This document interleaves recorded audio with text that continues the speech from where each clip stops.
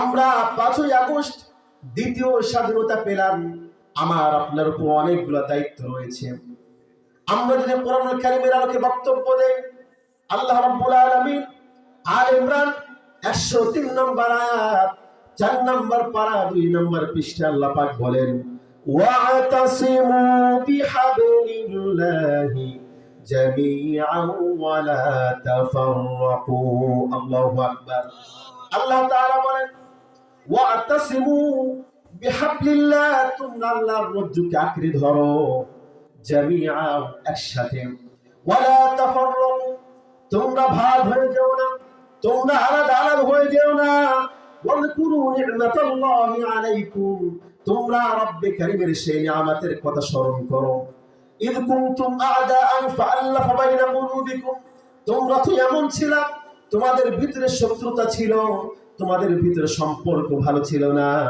আমি ইসলামকে দান করলাম। ইসলামকে দান করার কারণে, ইসলামকে তোমরা যখন পেলাম, এই ইসলামকে সামনে রেখে ইসলামের কল্যাণে তোমরা এক হয়ে গিয়েছো। এইটা স্মরণ করে তোমরা কখনো বিভাজন হয়ে যেও না। সুবহানাল্লাহ। আলাদা হওয়া যাবে না। দেশটা যদি গড়তে চান, দেশে যদি ইসলামী সমাজ কায়েম করতে চান, দেশে যদি আল্লাহ পাকের দেওয়া যে বিধান, আল্লাহ পাকের হুকুমাত কায়েম করতে চান, তাহলে ভাগ হওয়ার সুযোগ নাই। একসাথে ঐক্যবদ্ধভাবে সবাই একসাথে হয়ে আল্লাহ পাকের কোরআনের বিধানকে দেশের বুকে কায়েম করতে হবে। বাংলাদেশের সংসদ যেই জায়গাতে গত 16টা বছর গান চলেছে, নাটক চলেছে, সেই জায়গায় আল্লাহর কোরআনের সাউন্ড, আল্লাহর কোরআনের আয়াতকে সেই জায়গায় তেলাওয়াত করতে হবে, ঠিক কিনা? সংসদ একটা দেশের জন্য, একটা জাতির জন্য সবচেয়ে দামি একটা সম্পদ, যেখানে দেশের যারা নীতি নির্ধারক একসাথে বসে দেশকে নিয়ে চিন্তা করবে, সেই জায়গায় যদি নর্তকী ঢোকে, সেই জায়গায় যদি গান বাজনা হয়, দেশের 12টা বাজবে নাকি ভালো হবে বলেন? এই জন্য দেশের সংসদকে পবিত্র যদি করতে চান, দেশের সংসদে যদি কোরআনের আয়াতের সেই সমধুর বাণীকে ভাসিয়ে দিতে চান, সারা দেশে ইসলামকে কায়েম করতে চান, এই সংসদের মালিকানা, সংসদের যে সিটগুলা, তার মালিক হতে হবে কাদের? যারা ইসলামকে ভালোবাসে, যারা উলামায়ে কেরাম। ইন্নাল হামদালিল্লাহিল আকরামিল্লাযী খালাকাল ইনসানা ওয়া কাররামা ওয়া 'আল্লামাহু মিনাল বায়ান وعلمه من البيان ما لم يعلم فسبحان الذي لا يحصى امتنانه باللسان ولا بالقلم نشهد أن لا إله إلا الله وحده لا شريك له الذي أرسله بالحق بشيرا ونذيرا وداعيا إلى الله بإذنه وسراجا وقمرا منيرا فقد قال الله تبارك وتعالى في كلامه المجيد وفرقانه الحميد أعوذ بالله من الشيطان الرجيم بسم الله الرحمن الرحيم إذا جاء نصر الله والفتح ورأيت الناس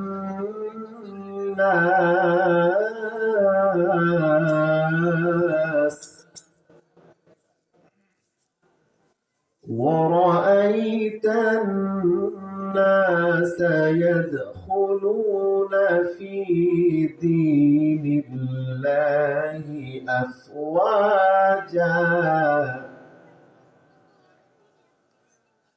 فسبح بحمد ربك واستغفره إنه كان توابا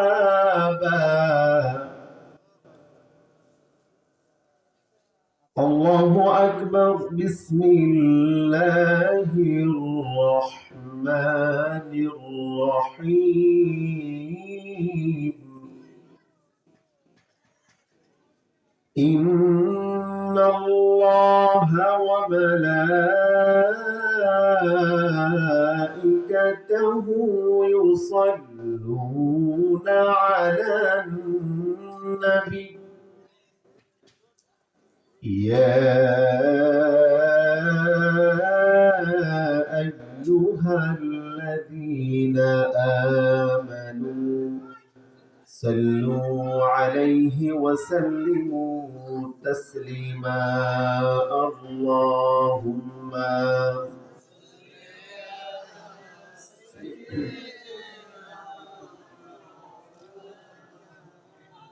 وعلى آل سيدنا مولانا محمد মনটা যদি হইতো পুবাল হাওয়া হইতো যদি শুভ্র কবুতর মেঘের ডানাই পাঠিয়ে দিতাম মদিনারি পথে যেথায় আমার প্রিয় নবী ঘুমাই নিরন্তর যেথায় আমার প্রিয় নবী ঘুমাই নিরন্তর আল্লাহুম্মা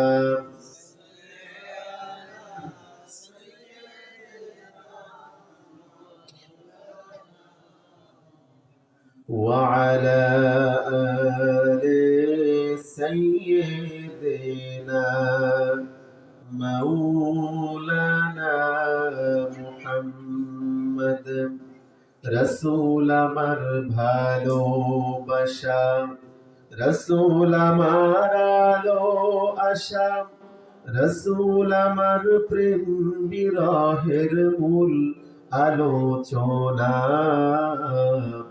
রসুল আমার কাজে কর্মের অনুপ্রেরণা আল্লাহুম্মা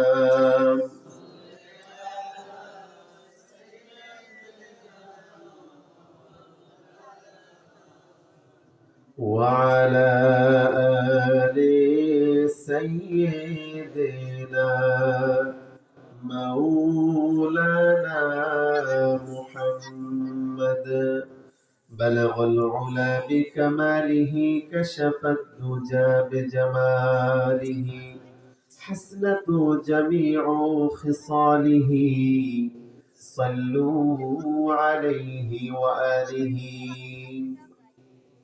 অধ্যক্ষ শেখ সাদি মডেল মাদ্রাসার উদ্যোগে আয়োজিত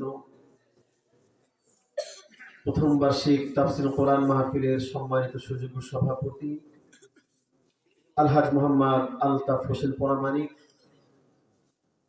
প্রধান অতিথি বেলকুচি থানা জামাতের সম্মানিত আমির সাহেব জনাব মোহাম্মদ আরিফুল ইসলাম শহীদ, আর উপস্থিত আছেন বেলকুচি পৌর জামাতের সম্মানিত আমির, আমার পাশে বসা আছেন হযরত মাওলানা মোহাম্মদ গোলাম সরোয়ার সাহেব, দিগর উলামায়ে কেরাম, আমার পূর্বে কথা বলেছেন অত্র অঞ্চলের সম্মানিত ইমামগণ, খতিবগণ, সামনে উপবিষ্ট দিনদার পরহেজগার ইমানদার ভাইয়েরা, পর্দার আড়ালে আছেন সম্মানিতা মা ও বোনেরা, সকলের প্রতি আমার আন্তরিক সালাম। আসসালামু আলাইকুম ওয়া রাহমাতুল্লাহি ওয়া বারাকাতুহু। শব্দ খুব কম হয়ে গেল, আবার সালাম দিচ্ছি। আসসালামু আলাইকুম ওয়া রাহমাতুল্লাহি ওয়া বারাকাতুহু। আপনারা কেমন আছেন? আমিও ভালো আছি আলহামদুলিল্লাহ। আল্লাহ পাকের শুকরে যা মহান মনে আমাদেরকে কনকনে শীতকে উপেক্ষা করে পৃথিবীর সর্বশ্রেষ্ঠ জায়গা কোরআনুল কারীমের মাহফিলে আসার তৌফিক দিয়েছেন, সেই জন্য শুকরিয়াতান বলি আলহামদুলিল্লাহ। বিশ্বনবীর প্রতি একবার দরুদ পড়ি সাল্লাল্লাহু আলাইহি ওয়াসাল্লাম। আজকে যেহেতু আমাদের অনেকগুলা বক্তা ছিলেন, সম্মানিত বক্তাগণ ছিলেন, সেহেতু খুব বেশি লম্বা আলোচনার প্রয়োজন নাই।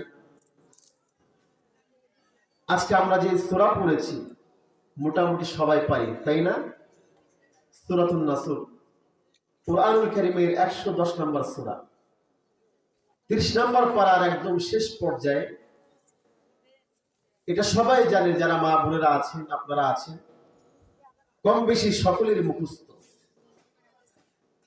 যেহেতু আমরা সূচনা বক্তব্যে যাব না, আমরা সরাসরি এই সূরা থেকে কিছু কথা শুনতে চাই। আল্লাহ পাক আমাদেরকে সে তৌফিক ইনায়াত করে বলি আল্লাহুম্মা আমিন। এই সূরাটা কোরআনুল কারীমের 110 নম্বর সূরা। কয় নাম্বার? আমরা একটা বিষয় জানি যে আল্লাহ তাআলা কোরআনুল কারীমের যে আয়াতগুলা প্রথমে নাযিল করেন হিরা গুহাতে, সেই সূরার নাম ছিল সূরাতুল আলাক। সূরার নাম কি? সূরাতুল আলাক। প্রথম 6টি আয়াত আল্লাহ তাআলা নাযিল করেন। তবে পূর্ণাঙ্গ সূরা যেটা আল্লাহ পাক একসাথে নাযিল করেন সবার প্রথম, সেই সূরার নাম সূরাতুল ফাতিহা। সূরার নাম কি? সূরাতুল ফাতিহা। এটা আমরা অনেকেই জানি, তবে আমরা এটা অনেকেই জানি না যে আল্লাহ তাআলা পূর্ণাঙ্গ সূরা হিসাবে সর্বশেষ কোন সূরাটা নাযিল করেছে। সর্বশেষ আল্লাহ তাআলা সূরাতুন নাসর, যার আয়াত মাত্র 3টা, সর্বশেষ আল্লাহ তাআলা এই সূরাটা নাযিল করেন। সুবহানাল্লাহ।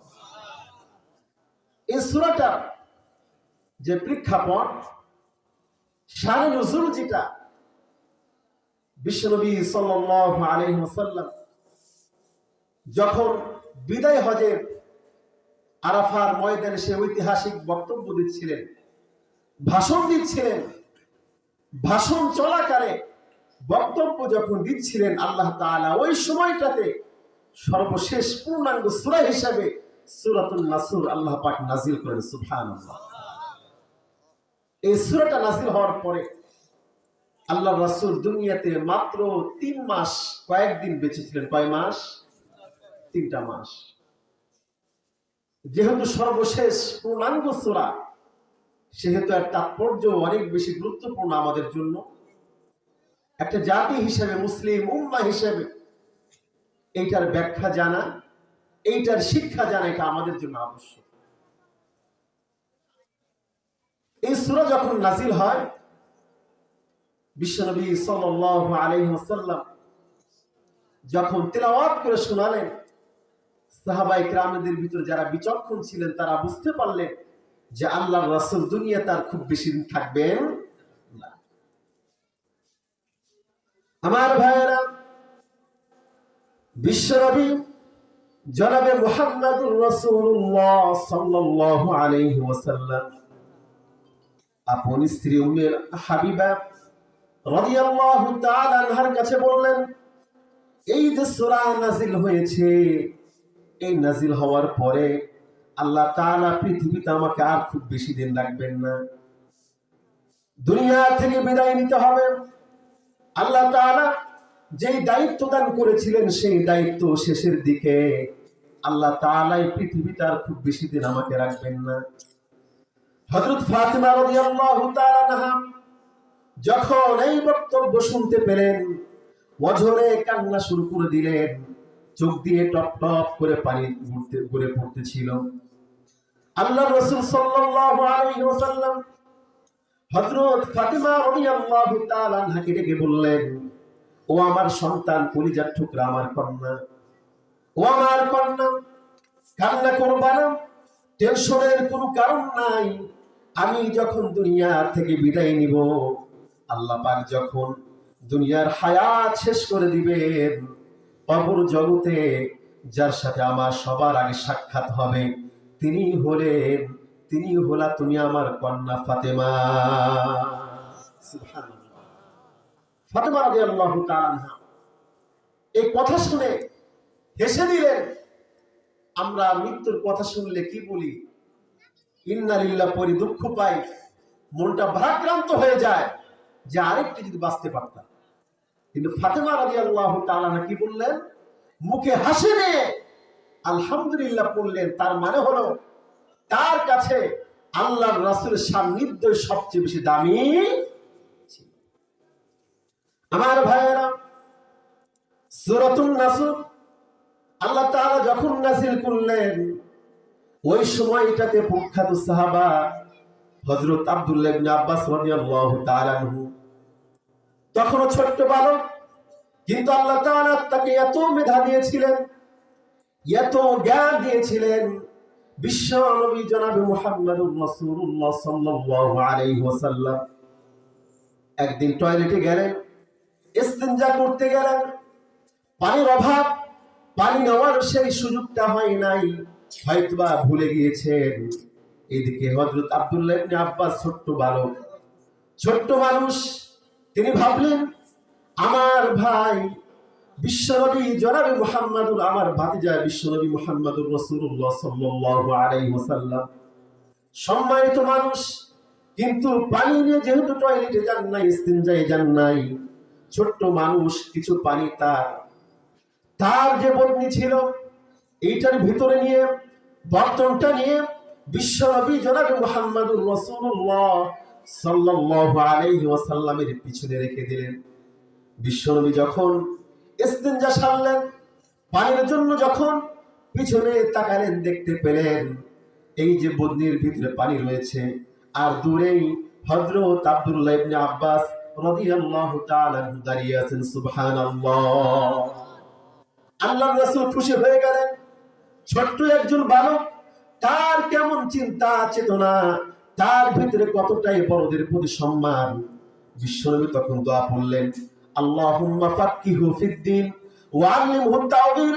আল্লাহর কাছে দোয়া করলেন, এই যে আমার চাচা, তার জন্য আমি দোয়া করছি, ওহে রব তুমি তার জ্ঞানকে বাড়িয়ে দাও, তার বিচক্ষণতা বাড়িয়ে দাও, তার যে মেধা, ও রব্বি কারীম তুমি বাড়িয়ে দাও। সুবহানাল্লাহ।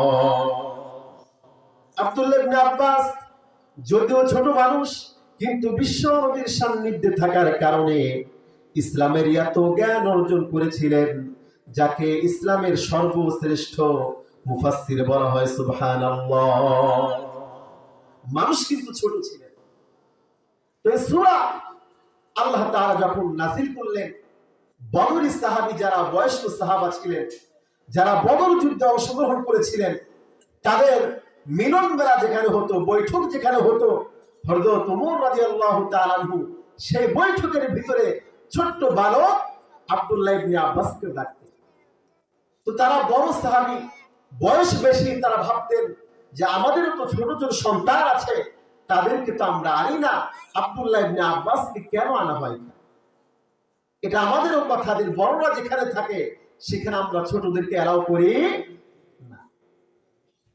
ওই যে কথা বললাম যে আল্লাহুম্মা ফাক্কিহু ফিদ্দিন ওয়া আল্লিমহু তাওয়িল, আল্লাহ তাআলা তার বিচক্ষণতা, তার ফকিহ জ্ঞান, তার জ্ঞানকে আল্লাহ তাআলা বাড়িয়ে দিয়েছেন, যার কারণে বড় বড় সাহাবার চেয়েও জ্ঞান গরিমায় আল্লাহ তাআলা তাকে শ্রেষ্ঠত্ব দান করেছেন। সুবহানাল্লাহ। আমার ভাইয়েরা, বদরি সাহাবা ওমর রাদিয়াল্লাহু তাআলা আনহুকে বললেন, এই ছোট্ট বালককে আমাদের মজমায় আনবেন না। ওমর রাদিয়াল্লাহু তাআলা আনহু তাদেরকে বোঝানোর জন্য একটা প্রশ্ন ছুড়ে দিলেন। সবাইকে বললেন, এই যে আল্লাহ তাআলা সূরাতুন নাসর নাযিল করেছেন, তোমরা কি বলতে পারবা এই সূরার প্রধান টার্গেটটা কি, শানে নুজুল কি? কেউ কেউ বলল এই সূরার শানে নুজুল হলো এই সূরার শিক্ষা হলো যে আল্লাহ তাআলা যখন বিজয় দান করেন তখন মুসলমানরা বিজয় পেতে পারে, এর বাইরে বিজয় পাওয়া সম্ভব না। কেউ কেউ বলল যখন বিজয় আমরা পাবো তখন আমাদের ইস্তিগফার করতে হবে, দোয়া পড়তে হবে, আল্লাহ তাআলা তাসবিহ পড়তে হবে। এইভাবে সবাই জবাব দিচ্ছিলেন। ওমর রাদিয়াল্লাহু তাআলা আনহু ছোট্ট বালক আব্দুল্লাহ ইবনে আব্বাস রাদিয়াল্লাহু তাআলা আনহুকে বললেন, এখন তুমি বলো এই সূরার মূল উদ্দেশ্যটা কি? ছোট্ট বালক আব্দুল্লাহ ইবনে আব্বাস রাদিয়াল্লাহু তাআলা আনহু বললেন, এই সূরার যে মূল বাণী, এই সূরার যে মূল বক্তব্য সেটা হলো আল্লাহর রাসূল আর দুনিয়ায় বেশি থাকবেন না। সুবহানাল্লাহ। একটু মাপ দেখেন, একটু ওজন দেখেন যে ছোট্ট বালক সে বুঝতে পেরেছে যে মূল বক্তব্যটা কি। সে সূরা নিয়ে আজকে আমরা অল্প সময়ে সংক্ষিপ্ত তাফসীর শুনবো ইনশাআল্লাহ। আমরা রিকোয়েস্ট করব, অনুরোধ করব, আমরা যতক্ষণ কথা বলবো আমরা কি উঠবো না। তো বলেছি সূরাতুন নাসর এই কোরআনুল কারীমের 110 নম্বর সূরা, 3টা আয়াত। আল্লাহ তাআলা প্রথম আয়াতে বলেছেন ইযা জাআ নাসরুল্লাহি ওয়াল ফাতহ, যখন আল্লাহর পক্ষ থেকে সাহায্য আসবে এবং বিজয় আসবে। ওয়ারাইতান নাস ইয়াদখুলুনা ফি দীনিল্লাহি আফওয়াজা, হে রাসূল আপনি দেখতে পাবেন মানুষ দলে দলে সংঘবদ্ধভাবে ইসলাম ধর্ম গ্রহণ করবে। সুবহানাল্লাহ। ফাসাব্বিহ বিহামদি রাব্বিকা ওয়াস্তাগফির, অতএব হে রাসূল আপনি আল্লাহ পাকের তাসবিহ পড়েন, প্রশংসা করেন, ওয়াস্তাগফিরহু এবং ক্ষমা চান, ইস্তিগফার করেন। ইন্নাহু কানা তাওয়াবা, নিশ্চয় সে রবের কাছে আমাদের প্রত্যাবর্তন করতে। আমার ভাইরা, আল্লাহ রাব্বুল আলামিন এই যে পৃথিবীতে মুসলমান জাতি যাদেরকে বানিয়েছেন, যাদেরকে আল্লাহ পাক ইসলাম দান করেছেন, আল্লাহ তাআলা বলেছেন এই যে মুসলমান জাতি, এই মুসলমান জাতির বাহিরে যতই মানুষ থাকুক না কেন, যদি তারা ইসলাম গ্রহণ না করে আমি আল্লাহ পাকের কাছে তাদের কোনো দাম নাই। সুবহানাল্লাহ। আল্লাহ পাক বলেন ওয়ামান ইয়াবতাগি গায়রাল ইসলামি দীনান ফালান ইউকবালা মিনহু ওয়া হুয়া ফিল আখিরাতি মিনাল খাসিরিন। আল্লাহ পাক বলেন ওয়ামান ইয়াবতাগি গায়রাল ইসলাম, ওই ব্যক্তি যে ইসলামকে বাদ দিয়ে ভিন্ন কোনো পথের দিকে চলে যায়, ইসলামকে বাদ দিয়ে মাইনাস করে চলতে চায়।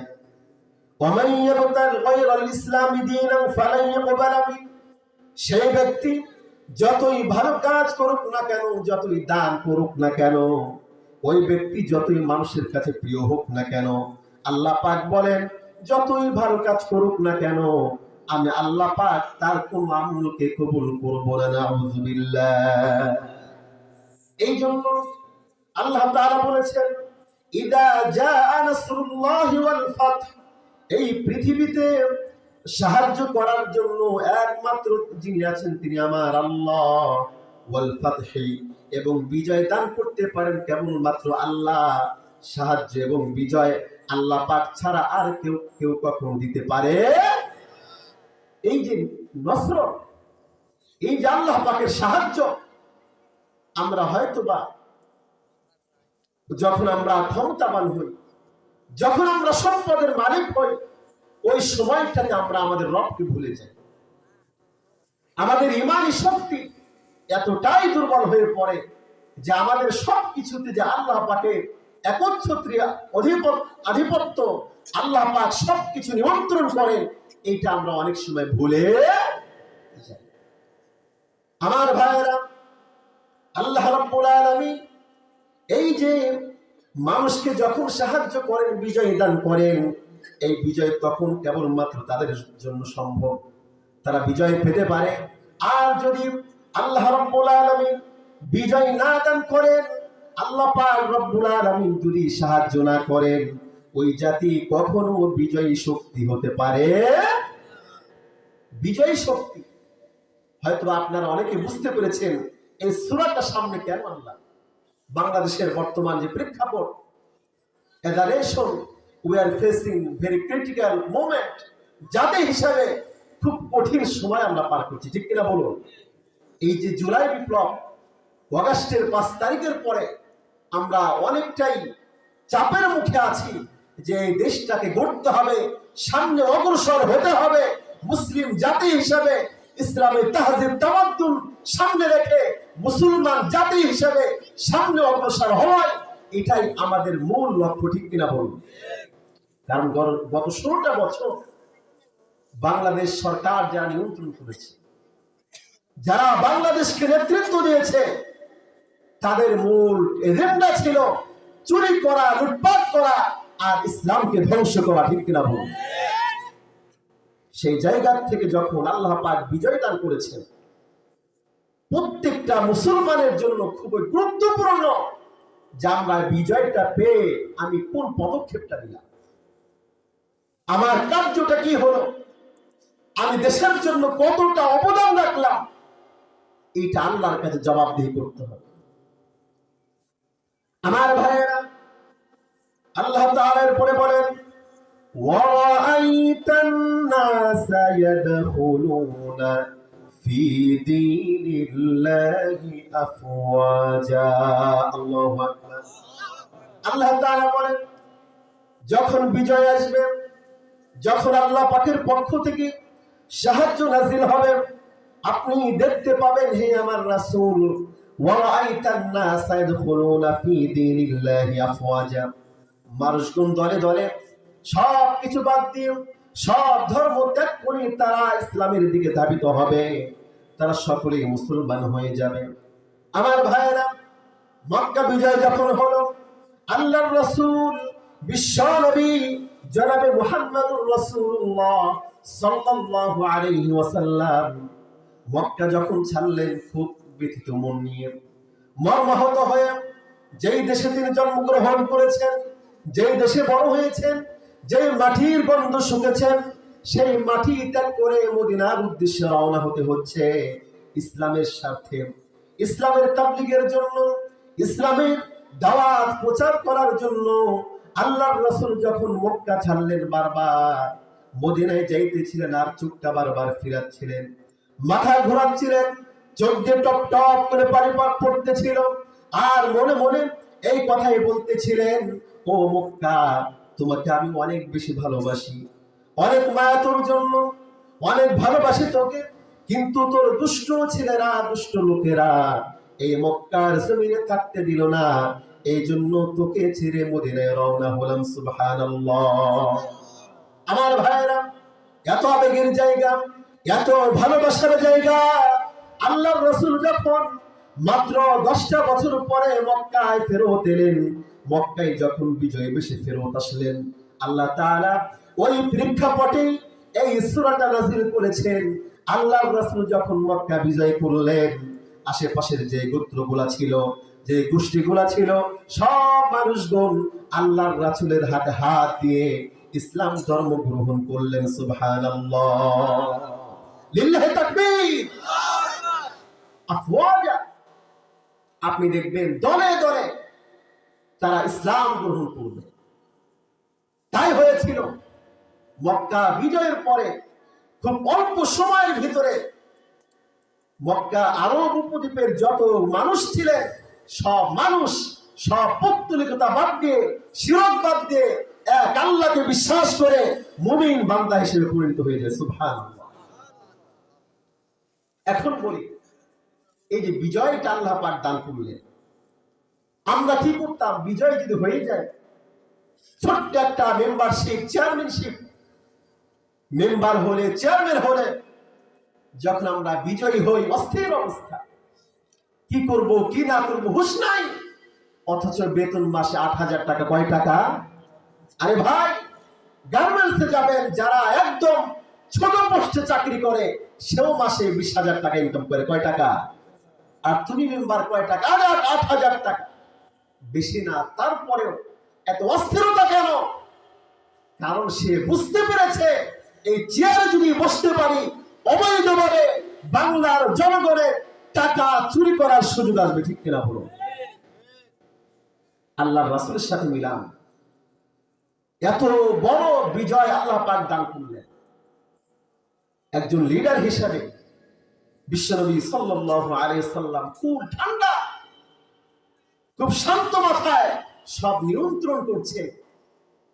মক্কায় ঘোষণা করছেন, যারা আবু সুফিয়ানের ঘরে ঢুকবে তাদেরকে সাধারণ ক্ষমা ঘোষণা করা হবে, যারা বাইতুল্লাহ ঢুকবে তাদেরকে ক্ষমা ঘোষণা করা হলো। এইভাবে বিশ্বনবী সাল্লাল্লাহু আলাইহি ওয়াসাল্লাম সবার জন্য একটা প্ল্যাটফর্ম তৈরি করলেন, যেখানে নেই কোনো ভেদাভেদ, যেখানে নাই কোনো বৈষম্য। আল্লাহর রাসূল একটা শক্তিশালী ইসলামী রাষ্ট্র কায়েম করলেন। সুবহানাল্লাহ। তবে কথা আছে, সবাইকে মাফ করেন, বাংলাদেশের প্রেক্ষাপট সেটাই। বাংলার জনগণ যারা আছেন, আমরা বাংলাদেশের নাগরিক হিসেবে এই রাষ্ট্রকে গড়তে চাই, সামনে নিতে চাই, কিন্তু যাদের হাত রক্তে রঞ্জিত, যারা লক্ষ লক্ষ মানুষ মেরেছে, যারা মুসলমানদেরকে জেলে বন্দী করেছে, ফাঁসির কাষ্টে ঝুলিয়েছে, তাদের জন্য কোন ক্ষমার সুযোগ নাই। নাই, ঠিক না বলুন? ক্ষমার সুযোগ তাদেরকে মাফ করা যায়, কিন্তু বাংলায় অনেক দালাল তৈরি হয়েছে, যারা সে আগের মেকানিজম ফলো করতে চায়। তারাও খেয়েছে, আমরাও খেতে চাই, ঠিক কিনা বলুন? সেটা করার সুযোগ দেওয়া যাবে? কথা বলে সুযোগ দেওয়া যাবে? সেই সুযোগটা যদি আমরা দেই, কিচ্ছু থাকবে না। একটা নেশা তৈরি হয়েছে, 16টা বছর খেতে পারি নাই, এখন কখন খাওয়ার সুযোগ আসবে তার জন্য পাগল হয়ে গিয়েছি, ঠিক কিনা বলুন? আমার ভাইয়েরা, বিশ্বনবী সাল্লাল্লাহু আলাইহি ওয়াসাল্লাম মক্কা বিজয় করলেন, কিন্তু ঠান্ডা মাথা, কোনো অস্থিরতা নাই, কোনো গর্ব নাই, কোনো অহংকার নাই। আল্লাহ পাক আয়াত নাযিল করলেন, ফাসাব্বিহ বিহামদি রাব্বিকা ওয়াস্তাগফিরহু ইন্নাহু কানা তাওয়াবা। আল্লাহু আকবার। আল্লাহ রাব্বুল আলামিন বিশ্বনবী জনাবে মুহাম্মদুর রাসূলুল্লাহ সাল্লাল্লাহু আলাইহি ওয়াসাল্লামকে জানিয়ে দিলেন, এখন তোমার কি কাজ করতে হবে, এখন তোমার কাজ কি হবে। ফাসাব্বিহ, এক নাম্বার হলো তুমি তোমার রবের প্রশংসা করো, তুমি তোমার রবের তাসবিহ পড়তে থাকো, সুবহানাল্লাহ। বিহামদি রাব্বিকা, তোমার রবের গুণ কীর্তন করো, তোমার রবের প্রশংসা করো। আর 3 নাম্বার হলো ওয়াস্তাগফির, আল্লাহ পাকের পরে বলেন, আর 3 নম্বরে তুমি আল্লাহর কাছে ক্ষমা চাও, সুবহানাল্লাহ। আমার ভাইরা, একটু খেয়াল করেন, বিশ্বনবী যার কোনো গুনাহ নাই, যিনি কখনো গুনাহ করেন নাই, আল্লাহ পাক সব গুনাহ মাফ করে দিয়েছেন। আল্লাহ পাক বলেন, লিয়াগফিরা লাকাল্লাহু মা তাকদ্দামা মিন যামবিকা ওয়া মা তাআখারা ويتم نعمته عليك ويهديك صراطا مستقيما। الله أكبر। আল্লাহ তাআলা বিশ্বনবীকে জানিয়ে দিচ্ছেন, লিয়াগফির লাকা আল্লাহু মা তাকদ্দামা মিন যামবি, আপনি পূর্বে যত গুনাহ করেছিলেন, যা গুনাহ হয়েছিল, ওয়া মা তাআখার, এবং পরবর্তীতে যে গুনাহ হয়ে যাবে, মিন যামবিকা ওয়া মা তাআখার, আল্লাহ পাক বলেন, আমি রব্বি কারীম সমস্ত গুনাহকে মাফ করে দিলাম, সুবহানাল্লাহ। আমার রাসূলের কোনো গুনাহ নাই, আল্লাহ পাক নিষ্পাপ বানিয়েছেন। এরপরেও আল্লাহ পাক বিশ্ব নবীকে জানাচ্ছেন, ওয়াস্তাগফির, আপনি আল্লাহর কাছে ক্ষমা চান, আল্লাহর কাছে ক্ষমা চান। আমার ভাইয়েরা, আব্দুল্লাহ ইবনে আব্বাস রাদিয়াল্লাহু তাআলা আনহু বর্ণনা করেন, বুখারীর বর্ণনা, আল্লাহর রাসূল যখন এই সূরাটা শুনলেন, আল্লাহ পাক যখন এই সূরাটা নাযিল করে দিলেন, বিশ্ব নবী সাল্লাল্লাহু আলাইহি ওয়াসাল্লাম যখন অবসর পেতেন, তখন ওই আস্তাগফিরুল্লাহ পড়তেন, সুবহানাল্লাহ। আস্তাগফিরুল্লাহ পড়তেন সব সময়। আমার ভাইরা, আজকে আমরা কত গুনাহ করে ফেলি, আজকে আমরা গুনার ভিতরে হাবুডাবু খাই, এরপরেও আমাদের ইস্তেগফার করার সময় আসে না, ঠিক কিনা? দেখেন, শিক্ষা নেন। বিশ্বের সর্বশ্রেষ্ঠ মানুষ সাইয়্যিদুল কাউনাইন ওয়াস সাকালাইন, বিজয়ী বীর, তার আচরণটা কেমন ছিল? আমার ভাইয়েরা, আজকে যখন আমরা 5ই আগস্ট দ্বিতীয় স্বাধীনতা পেলাম, আমার আপনার উপর অনেকগুলো দায়িত্ব রয়েছে। আমরা যদি কোরআনুল কারীমের আলোকে বক্তব্য দেই, আল্লাহ রাব্বুল আলামিন আলে ইমরান 103 নম্বর আয়াত, 4 নম্বর পারা, 2 নম্বর পৃষ্ঠা আল্লাহ পাক বলেন, ওয়াতাসিমু বিহাবলিল্লাহি জামিআন ওয়া লা তাফাররাকু। আল্লাহু আকবার। আল্লাহ তাআলা বলেন, ওয়াতাসিমু বিহাবলিল্লাহ, তোমরা আল্লাহর রজ্জুকে আঁকড়ে ধরো, জামিআন, একসাথে, ওয়া লা তাফাররাকু, তোমরা ভাগ হয়ে যেও না, তোমরা আলাদা আলাদা হয়ে যেও না। ওয়াযকুরু নি'মাতাল্লাহি আলাইকুম, তোমরা রব্বে কারীমের সেই নিয়ামতের কথা স্মরণ করো।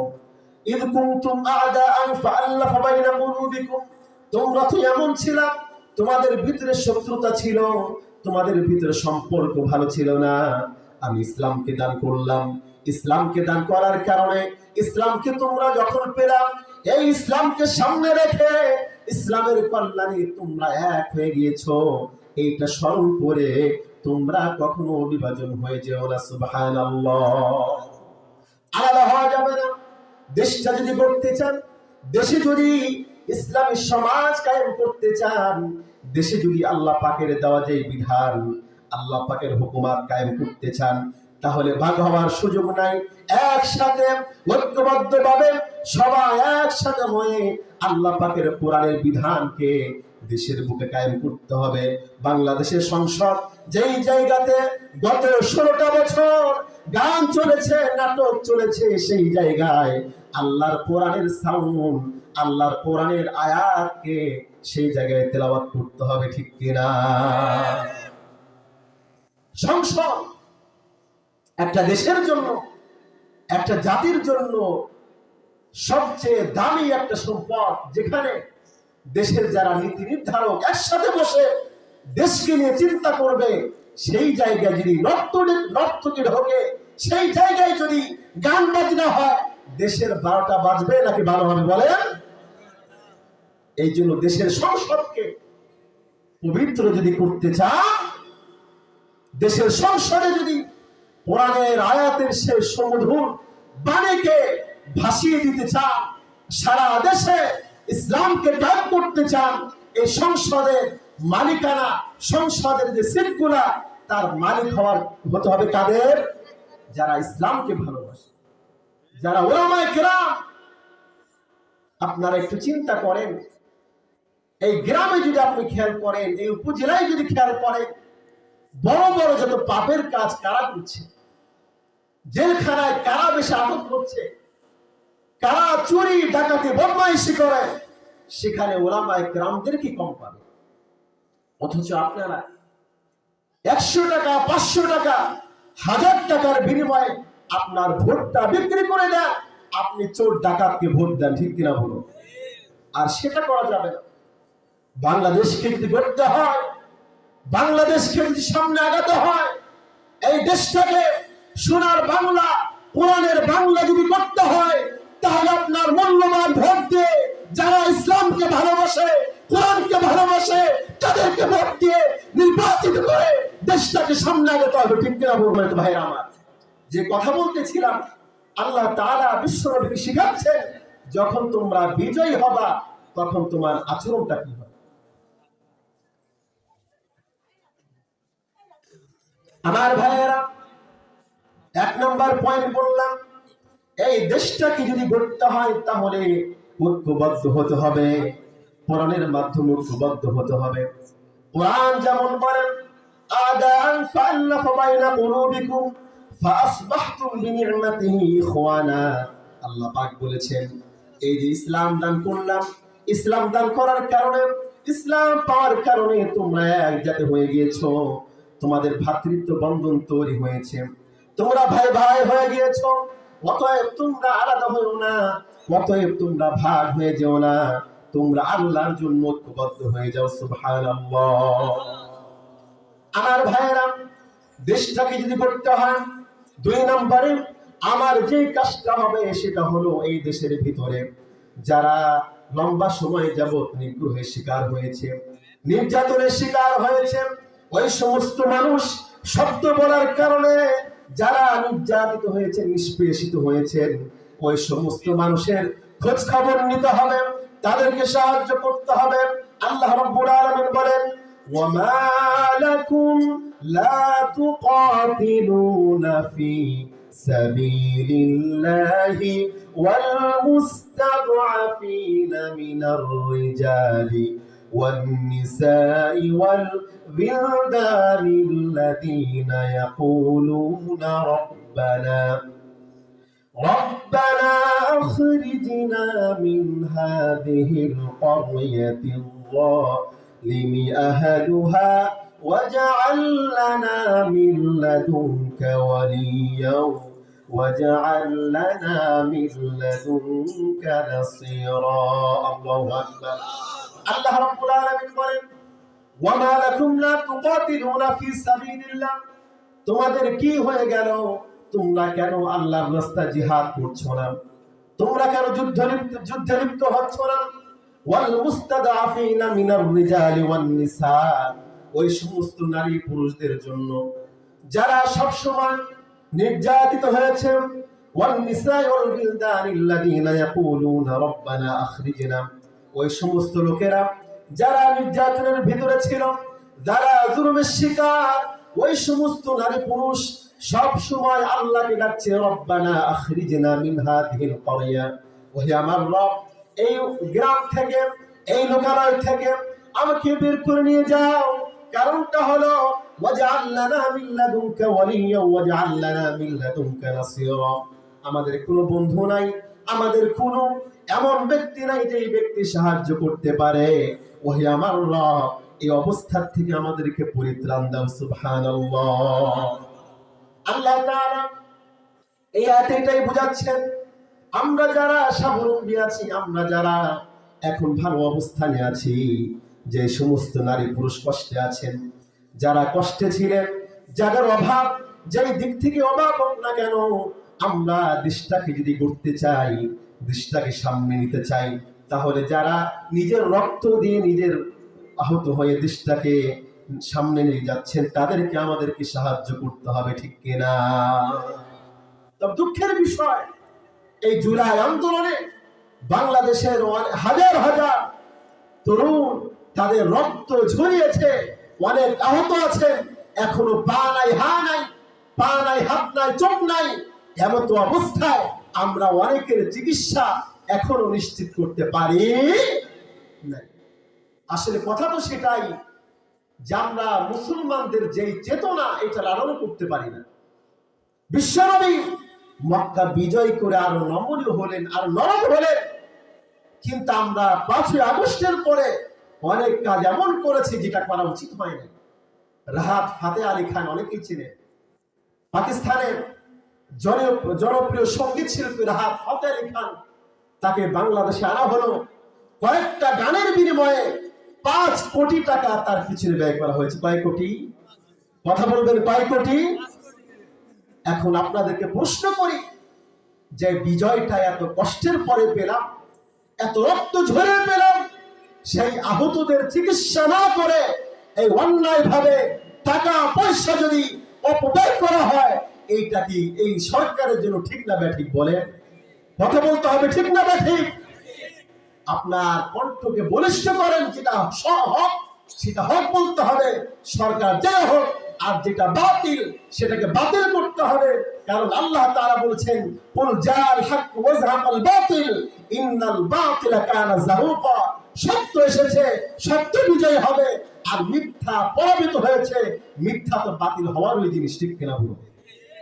এই জন্য আপনার চেতনাকে শুদ্ধ করেন, আপনার চিন্তা চেতনাকে এমন ভাবে বানান যে হককে হক বলতেই হবে, তাতে আমার ক্ষতি হোক, যাই হোক, আমার জীবন গেলেও হকের পরিপন্থে কোন কাজ করতে পারি। আমার ভাইয়েরা, দুই নাম্বার কর্তব্য হলো যারা অভাবী, যারা দেশের জন্য রক্ত দিলেন, যারা আহত হয়েছে তাদের খোঁজ খবর নেওয়া, তাদের অবস্থা অবলোকন করা, তাদের যে প্রয়োজন সে প্রয়োজন মেটানো। আমার ভাইয়েরা, তিন নম্বর আল্লাহ পাক বলেন ইন্নাল্লাহা ইয়া'মুরু বিল আদলি ওয়াল ইহসানি ওয়া ইতা'i যিল কুরবা ওয়া ইয়ানহা আনিল ফাহশাই ওয়াল মুনকার। আল্লাহু আকবার। আমার ভাইয়েরা, দেশটাকে যদি করতে চান অবশ্যই আল্লাহ পাক আদেশ করেছেন ইন্নাল্লাহা ইয়া'মুরু বিল আদলি, আল্লাহ পাক ন্যায় বিচারের আদেশ করেছেন, ওয়াল ইহসান, দয়ার পরিবেশ কায়েম করতে হবে, যেখানে থাকবে ভালোবাসা, যেখানে থাকবে মুহাব্বত, যেখানে সৃষ্টির প্রতি দয়া থাকবে, প্রাণীকুলের প্রতি দয়া থাকবে, যারা অভাবী, যারা সমস্যার ভিতরে আছে সবার প্রতি দয়া থাকবে, ওয়া ইতা'i যিল কুরবা ওয়া ইয়ানহা আনিল ফাহশাই ওয়াল মুনকার। আল্লাহ পাক বলেন তোমার আত্মীয় যারা আছেন, তোমার নিকট আত্মীয়, দূর আত্মীয় এবং যারা যে অবস্থায় আছে, ওয়া ইতা'i যিল কুরবা, তোমাদের দায়িত্ব হলো এই সমাজের ভিতরে সৎ কাজের আদেশ এবং অসৎ কাজের নিষেধ, এই যে দুইটা বিষয় তোমার অবশ্যই কায়েম করতে হবে। সুবহানাল্লাহ। সৎ কাজের আদেশ আর অসৎ কাজের নিষেধ, এই দুইটাই কাজ ছিল আল্লাহর রাসূল, আল্লাহর নবীগণ যারা এসেছেন তাদের কাজ ছিল কয়টা? দুইটা। সৎ কাজের আদেশ, অসৎ কাজের নিষেধ, এইটা থাকতে হবে, এইটা থাকতে হবে। যদি আপনি কল্যাণ রাষ্ট্র কায়েম করতে চান, আইডিয়াল স্টেট যদি আপনি প্রতিষ্ঠিত করতে চান, আজকে আপনার সামনে থাকে আমেরিকা, আজকে আপনার সামনে থাকে ইউরোপিয়ান ইউনিয়নের যে রাষ্ট্রগুলো আছে সেগুলা, আজকে আপনার সামনে থেকে জাপান, আপনার সামনে এমন একটা মুসলিম দেশ থাকবে যাদেরকে উদাহরণ হিসাবে আপনি বলবেন এমন একটা দেশ পৃথিবীতে নাই, একটা দেশ পৃথিবীতে নাই। এটা দুঃখের বিষয়। কিন্তু যাদেরকে আমরা আইডিয়াল স্টেট বলছি, আদর্শ দেশ বলছি, ওই দেশটার খবর নিয়ে দেখেন প্রতি বছর লক্ষ লক্ষ কোটি কোটি নারী ধর্ষিতা হচ্ছে, ঠিক কিনা বলুন? যে দেশটার অর্থনীতি বেসড অন, যে দেশের অর্থনীতি সুদের উপর নির্ভরশীল, যে দেশগুলোতে ইসলাম বলতে কিচ্ছু নাই, তাদেরকে আমরা আইডিয়াল স্টেট বলতে পারি? আইডিয়াল স্টেট তো সেটাই হতে পারে যেই জায়গায় সৎ কাজের আদেশ, অসৎ কাজের নিষেধ থাকবে। আইডিয়াল স্টেট তো তাকেই বলতে পারি যে সমাজ চলে ঐশী বাণীর মাধ্যমে, যে সমাজ চলে আল্লাহর বিধান দিয়ে, যে সমাজ চলে রাসূলের আদর্শ দিয়ে, তাকেই আমরা আইডিয়াল স্টেট বলতে। আমার ভাইয়েরা, এই জন্য যখন রাষ্ট্রকে গড়ার সুযোগ রব্বে কারীম দিয়েছেন নতুন ভাবে, এই সময়টাতে অবশ্যই অবশ্যই ইনসাফ কায়েম করতে হবে, ন্যায় বিচার কায়েম করতে হবে, সৎ কাজের আদেশ, অসৎ কাজের নিষেধ, এই বিষয়গুলা কায়েম করতে হবে। এইগুলা যদি কায়েম করতে পারি তখন ওই মনের মতো একটা রাষ্ট্র গড়া সম্ভব, ঠিক কিনা? আমার ভাইয়েরা, 4 নম্বরে আল্লাহ রাব্বুল আলামিন বলেন ওয়ালা তামশি ফিল আরদি মারহা ইন্নাকা লান তাখরিকাল আরদা ওয়ালান তাবলুগাল জিবালা তুলা। আল্লাহু আকবার। আমার ভাইয়েরা, 4 নম্বর পয়েন্ট হলো যখন আপনি বিজয় হয়েছে ওই সময়টাতে অহংকার করার কোনো সুযোগ নাই, গর্ব করার কোনো সুযোগ নাই। কারণ রব্বে কারীম বলেছেন ওয়ালা তামশি ফিল আরদি মারহা, তুমি জমিনে কখনো অহংকার ভরে চলবা না, গর্ব করে চলবা না। ইন্নাকা লান তাখরিকাল আরদা ওয়া লান তাবলুগাল জিবালা তুলা। কারণটা হলো আল্লাহ পাক তোমাকে এমন ক্ষমতা দেন নাই যে ক্ষমতাকে ব্যবহার করে মাটির তলদেশে চলে যাবা, আবার এমন ক্ষমতা দেন নাই যে ক্ষমতাকে ব্যবহার করে তুমি আকাশে, ঊর্ধ্বাকাশে তুমি চলে যাবা, ঠিক কিনা? তার মানে হলো আপনার ক্ষমতা সীমাবদ্ধ। আপনার আল্লাহ পাক আপনাকে যে তৈরি করেছেন দুর্বলতা দিয়ে তৈরি করেছেন, আর রব্বে কারীম অহংকার করাকে হারাম করেছেন, অহংকার করাকে হারাম করেছেন। আল্লাহ পাক ঘোষণা করেছেন, এই যে অহংকার করা, এইটা আমার চাদর, এই চাদর নিয়ে যারা টানে টানি করে আমি রব্বি কারীম তাদেরকে জাহান্নামে ফেলবো, নাউযুবিল্লাহ। এই জন্য অহংকার করা যাবে না, অহংকার করা যাবে না। অহংকার মুক্ত নিজেকে গড়তে হবে। কারণটা হলো, যখন আমি অহংকার করব, যখন আমার ভিতরে অহংকার থাকবে, আমার আমলগুলো বরবাদ হয়ে যাবে, আমার আমলগুলো নষ্ট হয়ে যাবে। আর যখন আমার দিলটাকে নরম বানাবো, বিশ্বনবী বলেছেন, যে ব্যক্তি আল্লাহর জন্য নিজেকে নম্র বানায়, নিজেকে শান্ত বানায়, আল্লাহ পাক তার সম্মান ইজ্জতকে বাড়িয়ে দেন। সুবহানাল্লাহ। তাহলে 4 নাম্বার, ওয়ালা তামশি ফিল আরদি মারহা। বিজয়ী যখন হয়েছি, কখনো অহংকার করা যাবে না। কারণটা হলো, আজকে আপনি বিজয়ে, আপনি যদি আপনার দায়িত্বকে অবহেলা করেন, আপনার যে দায়িত্ব আল্লাহ পাক দিয়েছেন সেইটা প্রতিফলন ঘটাতে না পারে, এমন তো হতে পারে আপনার বিজয়টা রব্বি কারীম ছিনিয়ে নেবেন। ঠিক কিনা বলুন? ইতিহাস দেখেন, ইতিহাস খেয়াল করেন। বাশার আল আসাদ এবং তার বাবা হাফিজ আল আসাদ সিরিয়াকে 50 বছর নেতৃত্ব দিয়েছে। কয় বছর? 50টা বছর। কিন্তু এই যে নেতৃত্ব দেওয়া, এর ভিতরে ছিল অহংকার। কি ছিল? অহংকার ছিল। মানুষকে তোয়াক্কা করতো না। স্বৈরাচারী যাকে বলে, মানুষের উপর অত্যাচার, জুলুম, এইগুলা চালাতে থাকতো।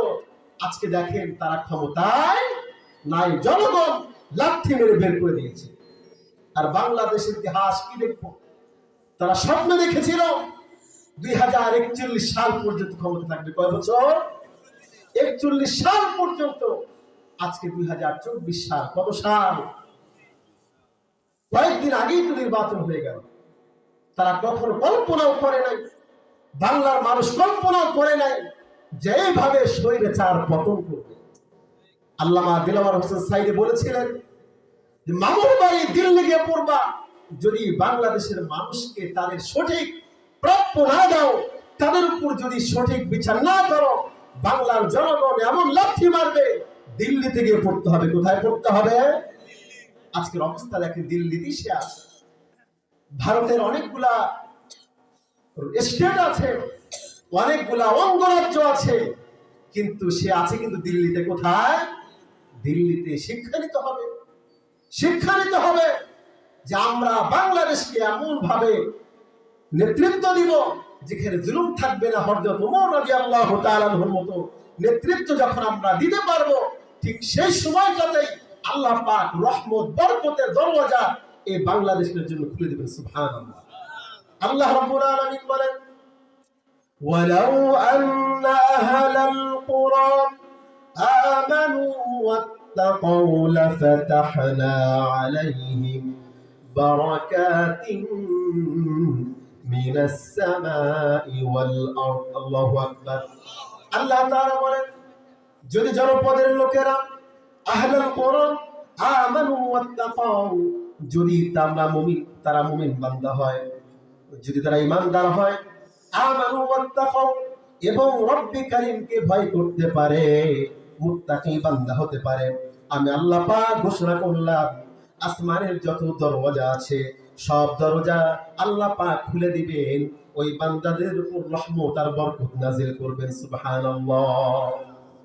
এই জন্য আমার ভাইয়েরা, রহমত বরকত যদি পেতে চাই, আমার দেশটাকে যদি করতে চাই, বিশ্ব নবী যেভাবে গড়েছেন, খুলাফায়ে রাশিদুন যেভাবে গড়েছেন, হযরত ওমর রাদিয়াল্লাহু তাআলা আনহু এই পৃথিবীর এমন একজন শাসক যিনি সর্বপ্রথম পুলিশ বাহিনী তৈরি করেন। পৃথিবীর ইতিহাসে এর আগে কোনো রাজা বাদশা পুলিশ বাহিনী তৈরি করেন নাই। ওমর রাদিয়াল্লাহু তাআলা আনহু পুলিশ বাহিনী তৈরি করলেন দেশের মানুষের নিরাপত্তার জন্য। আমার ভাইয়েরা, যখন তৈরি করা হলো, ওমর রাদিয়াল্লাহু তাআলা আনহু মুসলিম জাহানের ভিতরে অনেক পুলিশ নিয়োগ করলেন, কিন্তু আল্লাহ পাক এমন সম্মান, এমন নেতৃত্ব গুণ রব্বে কারীম ওমর রাদিয়াল্লাহু তাআলা আনহু দিয়েছিলেন। এমন ভাবে রাষ্ট্র করলেন যেই দেশটার কোথায়ও এমন কোন লোক পাওয়া গেল না যারা অন্যায় করবে, যাদেরকে জেলে পড়তে হবে। সুবহানাল্লাহ। এমন আইডিয়ার স্টেট তারা তৈরি করেছে খোলাফায়ে রাশিদিন। এই জন্য আমাদের নেতৃবৃন্দ দেখবেন যখন বক্তব্য দেয় তারা কথা বলে যে খোলাফায়ে রাশিদার যে নেতৃত্ব ছিল এইটা আমরা কায়েম করতে চাই, খেলাফত কায়েম করতে চাই। সেই খেলাফত যদি কায়েম করতে চাই তাহলে আজকের যে সূরা সূরাতুন নাসর, ছোট্ট একটা সূরা, কিন্তু আল্লাহ তাআলা এত মর্ম দিয়েছেন, এত ডিপ কথা, এত গভীর সব ব্যাখ্যা আল্লাহ পাক মানুষদেরকে জানিয়েছেন, যেটা প্রতিটা জাতির জন্য আবশ্যক। ঠিক কিনা বলুন?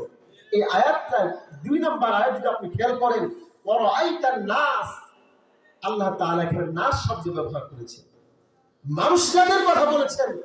যে ওয়ারাআইতান নাস, এখানে আল্লাহ পাক বলেন নাই ওয়ারাআইতাল মুমিনিন, আল্লাহ পাক বলেন নাই ওয়ারাআইতাল মুত্তাকিন, আল্লাহ পাক বলেছেন ওয়ারাআইতান নাস। এই জন্য আল্লাহ পাকের ঘোষণা, আপনি আপনার দায়িত্ব পালন করেন।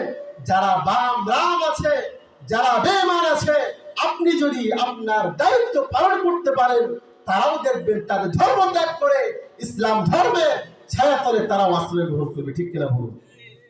এই জমিনের ইতিহাস কি, চট্টগ্রামের ইতিহাস কি?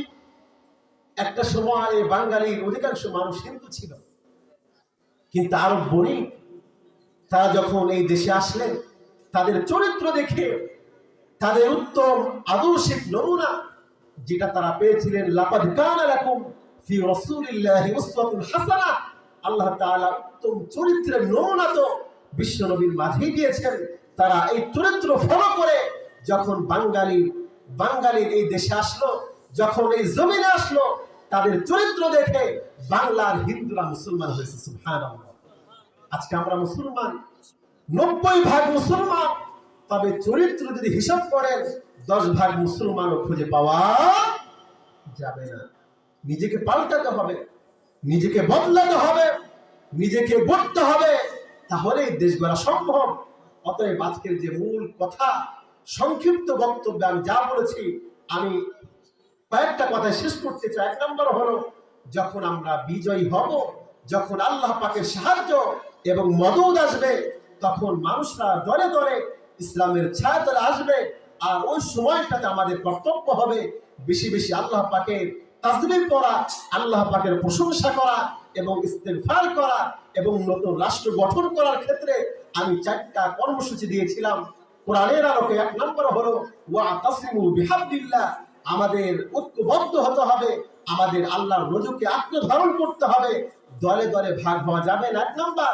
2 নম্বর বলেছিলাম যে যারা অসহায়, যারা ক্ষতবিক্ষত হয়েছেন, যারা ইনজুর্ড হয়েছেন, আহত হয়েছেন, যারা নিহত হয়েছেন, শহীদ হয়েছেন, তাদের খোঁজ খবর নিতে হবে, তাদের অবস্থা পরিবর্তন করতে হবে। 3 নম্বরে বলেছিলাম সমাজে ন্যায় বিচার কায়েম করতে হবে, সৎ কাজের আদেশ, অসৎ কাজের নিষেধ, এইটা বাস্তবায়ন করতে হবে। আর 4 নম্বরে বলেছিলাম নিজেকে অহংকার মুক্ত, হিংসা মুক্ত, রিয়া মুক্ত মুসলিম বানাতে হবে, চরিত্রবান মুসলমান হতে হবে। আল্লাহ পাক আমাদের প্রত্যেককে কবুল করবেন, আল্লাহুম্মা আমিন। আর মা বোনেরা যারা আছেন, হয়তোবা তারা ভাবছেন আমাদের কথা তো বলবো না, আপনাদের প্রতি আজকে বক্তব্য হলো, এই যে কর্মসূচিগুলো দেওয়া হলো, আপনি কারো স্ত্রী, আপনি কারো মা, আপনি কারো বোন, আপনি বলিষ্ঠ ভূমিকা পালন করবেন, আপনার স্বামীকে দেশের জন্য প্রস্তুত করবেন, সন্তানকে প্রস্তুত করবেন, আপনার বাবাকে প্রস্তুত করবেন। এইভাবেই আপনি আপনার দায়িত্ব পালন করুন। আল্লাহ পাক প্রত্যেকটা মা বোনকে হযরত আয়েশা রাদিয়াল্লাহু তাআলা কবুল করো। আয় রব্বে কারীম আমাদের প্রত্যেককে কবুল করো, ইসলামের খাদিম হিসেবে কবুল করো, বলে আল্লাহুম্মা আমিন।